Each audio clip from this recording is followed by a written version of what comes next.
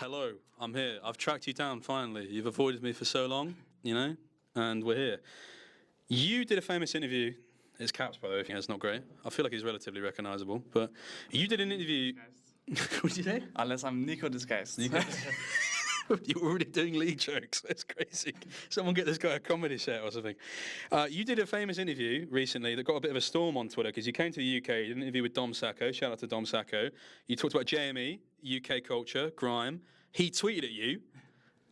What was that like? Talk to me about that. I mean, it was pretty crazy, especially because he has such a big following, and Yike also knew him, and then of course I had to go and watch some videos as well that he did with like the Sidemen and stuff. Yeah.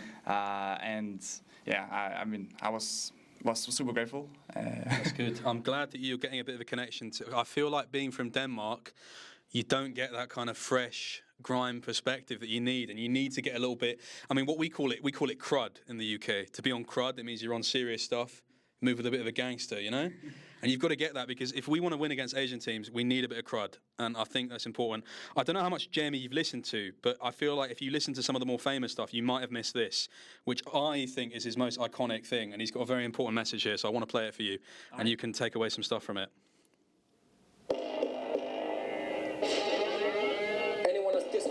Suck your dead great grand for your dad's batty crease room, boy.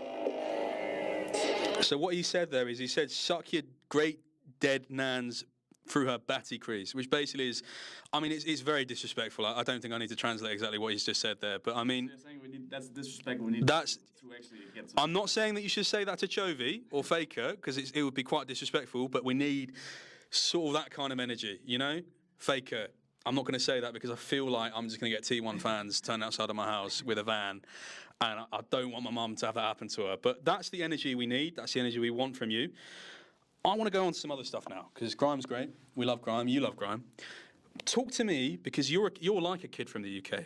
You might not know this because in the UK we have a thing where people buy 4 packs of Lucozade. They might sell them at school. Talk to me about when you were on Fnatic in 2018 and you used the food stipend to buy chocolate bars and you were thinking about selling them to people. Oh, yeah, I mean, oh no way Ryan will watch this. Yeah, I mean, we were in NA for Rift Rivals. Yes. And we had a food budget. Now, I didn't really I think we were eating out maybe, I don't even know what exactly was happening.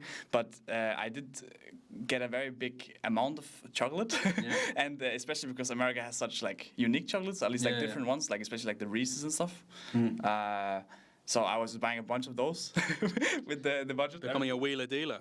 And then I almost became a chocolate dealer at the LTS studio, but it didn't. It was a good plan, but the execution was not there, I think. You almost became the Willy Wonka of LEC. Pretty much. Yeah, would have been great to see.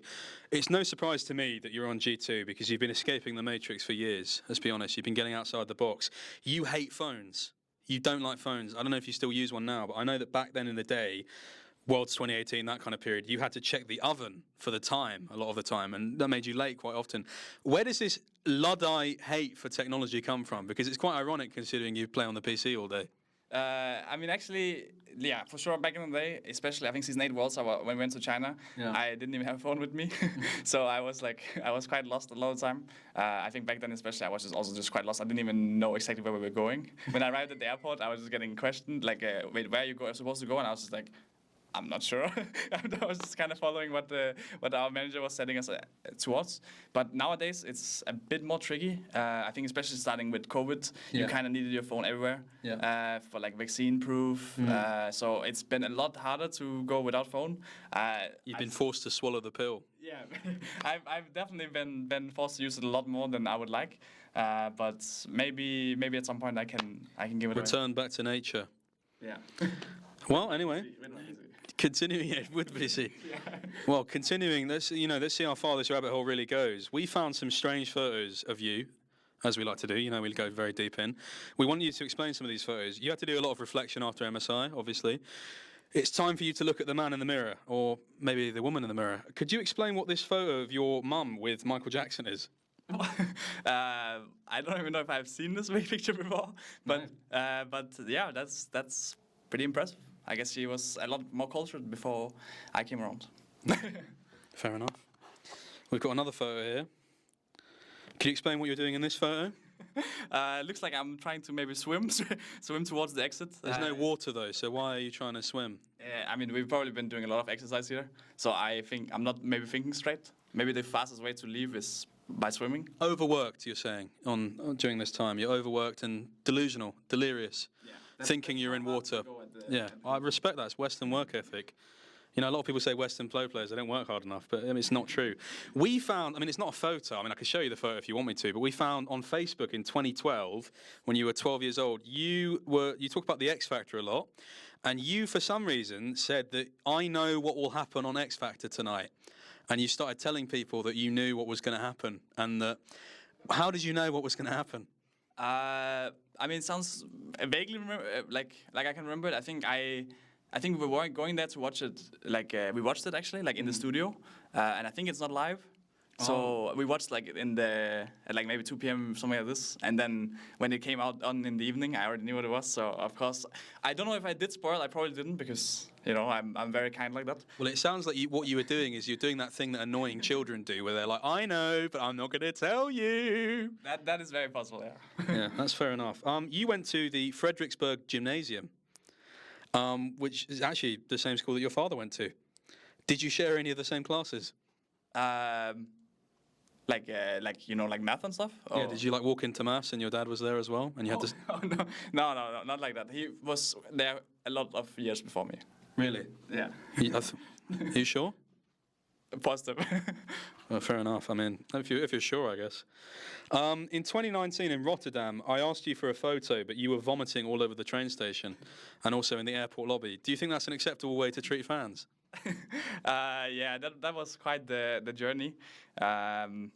Yeah, I might literally just join G2. Can you apologise to me first? I am deeply sorry. Yeah, thank you.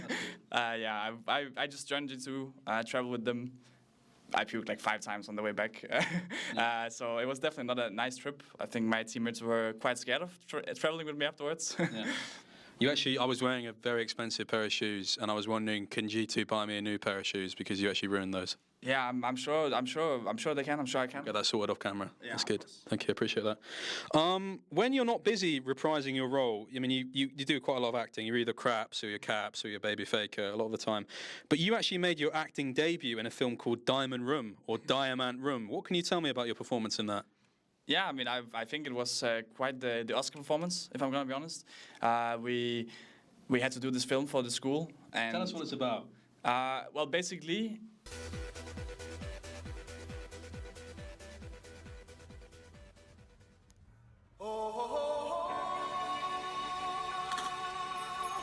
The school told us to make a project based on like... I guess the Danish word for taboo and illegal is basically the same. Yeah. And everyone made like a movie about taboo, and they was very serious, and they were interviewing people. We made a movie about doing something illegal. What was the illegal thing? The illegal thing was stealing the diamond from the... That's the most illegal thing you can think of? You know, you could have done a thing about not paying for the train or like crashing a car, but you did it about stealing a diamond. And then very expensive diamond. Fair enough. I mean, that's fair enough. I mean, we've got to round out the interview, but I've got 2 things I want to say to you or ask you to do. I want you to shave your head again. I want you to go bald because, I mean, if I show you what's going on under here, you'll see. You'll see the truth. I think it's the only chance for us to win at Worlds is if you shave your head. I think you've got a level of power underneath. I need to get the right timing though, because last time we did miss out on Worlds. So we got the short time boost. You've got to get the boost. Yes, 100%. I think just before you got to go monk mode. 100%. Unlock that Zen. Monks are connected. They're connected to East Asia. Do you know what I mean? Monks. You've got to harness some of that energy. My last thing before we run out is I want you to stop spamming in fighting games. Because when you play fighting games, I know you lock a lot of panda and stuff like that, and you really tilt your teammates by doing that. We need your teammates to not be annoyed when we go there, and we need like some of the casters to not be annoyed as well. So please stop doing that. Stop. Don't be a dickhead. Come on.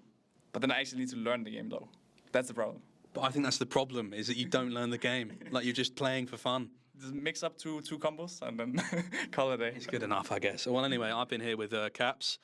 You normally say Ruddy up at the end of the interview, if you don't mind. 3, 2, 1, Ruddy up. Lovely stuff. Good to talk to you, mate. Nice. Finally. Right.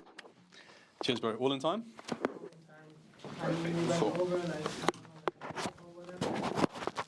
You enjoy? Was fun, yeah. I was scared if you got some crazy stuff from my dad. I actually didn't manage to speak to your dad. He aired my DM. So. Oh, really?